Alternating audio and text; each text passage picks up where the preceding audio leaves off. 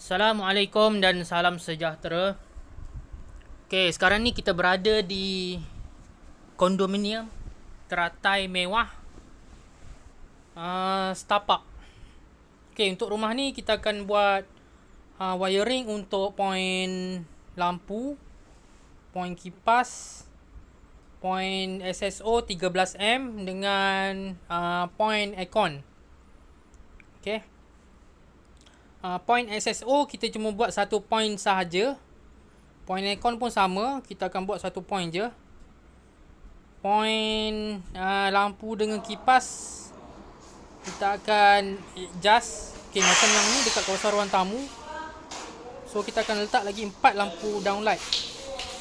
Okay, 4 downlight kita akan letak kat bucu-bucu dia. Lepas tu yang ni pun sama. Yang ni dekat kawasan ruang tamu juga. Yang ni pun sama, kita akan letak 4 downlight. So yang lampu asal tu nanti kita akan seal je.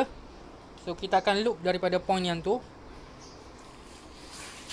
Okay, lepas tu yang ni dekat kawasan dalam. Cuma dia dekat kawasan balcony luar. Yang ni pun kita akan letak downlight. Sini cuma satu sahaja. Sebab asalnya dekat sini tak ada point lampu. So agak gelap sedikit bila malam.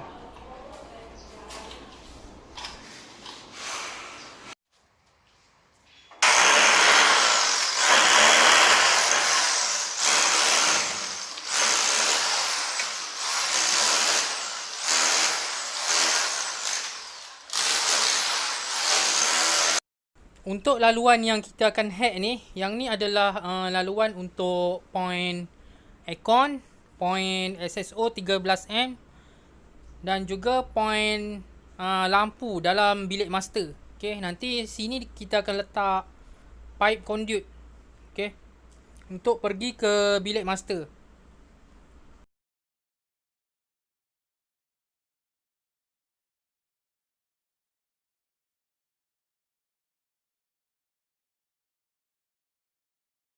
Okay, sekarang yang kita tengah hack, yang ni adalah untuk poin lampu dekat kawasan ruang TV lebih kurang. Okay, sini kita akan letak 4 biji downlight.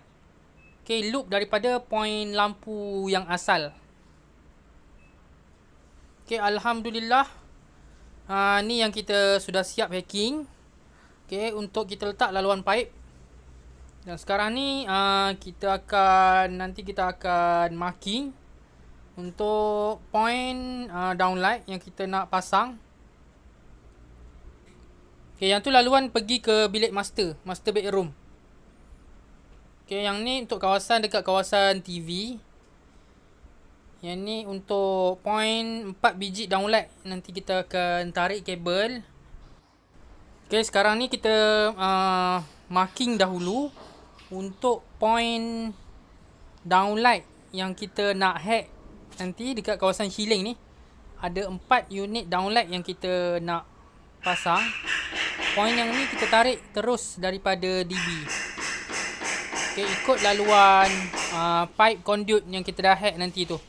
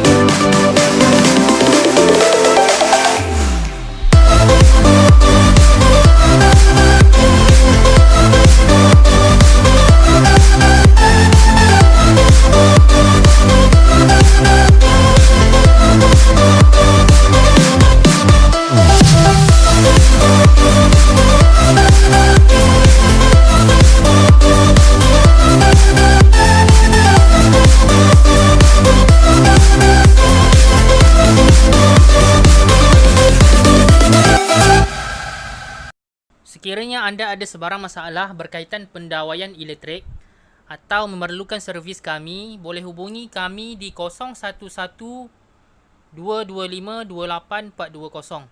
011 225 28420. Dan jangan lupa subscribe channel YouTube ABR Usaha Elektrik. Dan boleh juga follow ABR Usaha Elektrik di fanpage Facebook kami.